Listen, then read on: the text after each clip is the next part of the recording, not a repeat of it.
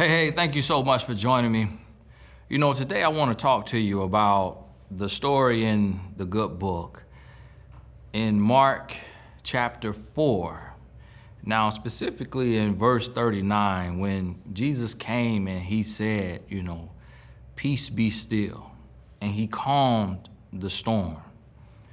In our lives, we have storms, and I want you to think about this, and even what we see going on, in America with the storms, and in Texas and Louisiana, even here in Florida, we're feeling the effects on a very small scale. And my heart goes out, to the people who are really suffering and to those who have lost their life. And we can never really understand what someone else is going through. But I want to talk to you about the storms, but not just in our physical life, but also in our spiritual life.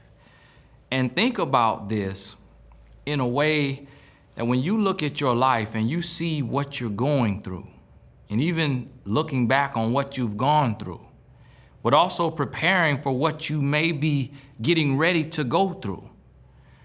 These storms come with so many lessons. So much change can happen in the midst of a storm. Now, I'm reminded in Mark 4 when they were on the boat and they were just struggling and they're feeling the waves and all the rain and all the storm, the thunder and the lightning, and they were so afraid. They were so afraid because it felt like death was upon them. And they started to think and talk and what is Jesus doing? Like this man is peaceful, he's just resting. He's asleep. Like, what's going on? And that right there showed me the difference in how some of us handle our storm. No matter what's going on in the world, I saw a lady on the boat riding down the street on her boat in Houston. And she had been rescued and she was smiling. And she was like, man, from my house, I really didn't understand how bad it was, but now being on this boat, it's pretty bad. Wow, this is something. But she had a smile. And I saw when the storm was coming, a video of some people in the streets dancing, some people swimming. And then I just saw a post today of a man who he did not want to leave. He drove to Louisiana and he got a big tube and put it around his house and created like a barrier, created a man-made dam, and it saved his house, and all of his neighbors' house flooded. And it made me think about how we handle our storms, how we deal with our storms. Are you preparing for what's to come?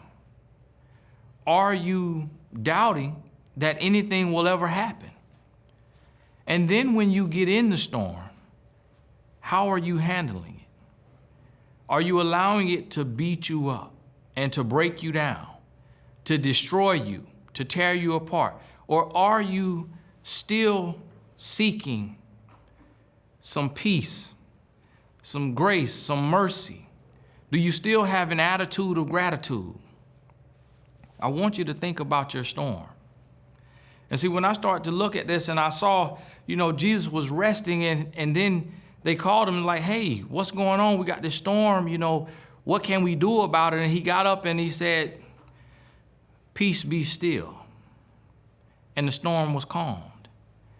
And he recognized that they had just a little bit of faith, that their faith was not strong enough, that they did not understand that they had power over the storm. Because see, sometimes you cannot control what's going on around you, outside of you. We can't physically go out and say, peace be still. We don't have that type of power. But see, a lot of times in life, it's not about what you can control around you. It's about what you can control within you. You have the authority to say, peace be still. And for your heart and your mind to be at peace. You have the authority to claim a peace that passes all understanding. You have the authority to look at your situation and be grateful. You can look at your situation literally or hypothetically speaking and say, you know what? Maybe I lost my house. Maybe I lost my car, but I still have my life. Maybe you may lose someone. Maybe you can even fear losing your own life. But if you know you have peace, and if you know you have Christ in your heart as your Lord and Savior, you know who holds your eternity. If you know that you are living to the best of your ability and that you understand who died and rose again, peace, be still. You understand that no matter what you're going through, in the end, you win. So I want to remind you, and I'm going to kind of stay on this throughout these messages, throughout these sermons with you, because we all will struggle. We all will go through. We all will have a storm. But you have a choice. You can react or you can respond. So think about this. And now, if it's physical, sometimes even in the physical, if you're going through a divorce or a breakup, you're going through a repossession of your car, you're going through foreclosure on your house, you're going through some health issues. Sometimes even in the physical, you have to rely on the spiritual. Sometimes you cannot physically change your situation, but prayer can change your situation. And if it doesn't actually change it, you can change the way you look at it. And on the other side, you will have spiritual storms. And you will face some periods in your life where you are just depressed, where you are stressed, where you are worrying, where you look at your life and you say, am I where I'm supposed to be? Am I living my dreams? Am I fulfilling my potential? Have I lost my way? Am I a failure? Am I underachieving? And it may go from questions to statements to where you say, you know what? I'm underachieving. I'm not worthy. I'm not blessed. I'm not great. I'm not good. I'm average. I'm nothing. I'm not better than him or better than her. I'm not living my dreams. That's that spiritual storm. And in that, you have to be able to have a paradigm shift and start to change the way you speak to yourself.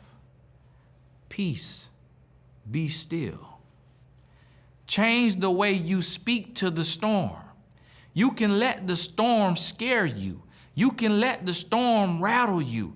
You can get worried. You can make the situation worse. Or you can rest easy, knowing who holds the storm, knowing that he won't put more on you than you can bear, knowing that even if he was to call you, he's calling you to something greater. So you can sleep peacefully. See, and that's what Christ represented in that moment is he knew who holds the storm. He knew where his future was. He didn't know as a man, he knew as a spiritual being. He knew that in the end, he wins. So he was at peace. And he couldn't really understand, and he was kind of getting upset and saying, like, why do you all have so little faith? You say you believe, but do you really believe? If you believe that in the end everything will be okay, then why are you stressing yourself out in the eye of the storm? In the eye of the storm, there's peace. When everything around you is going crazy, when everything around you seems like it's crumbling, when everything around you is falling apart, if you choose to remain peaceful, you will shift the atmosphere. You'll shift the atmosphere. You'll change what others thought was your destiny, what others predicted for your future, they will see it change before their very eyes because you made a decision to say, peace, be still. So today, I want to challenge you to look at where you are. And if you are literally in a storm, ask yourself, how am I allowing this storm to affect me? And it can be a storm that's an act of God. It can be a storm that's in your life. It can be a storm that's in your body. How am I allowing this storm to affect me?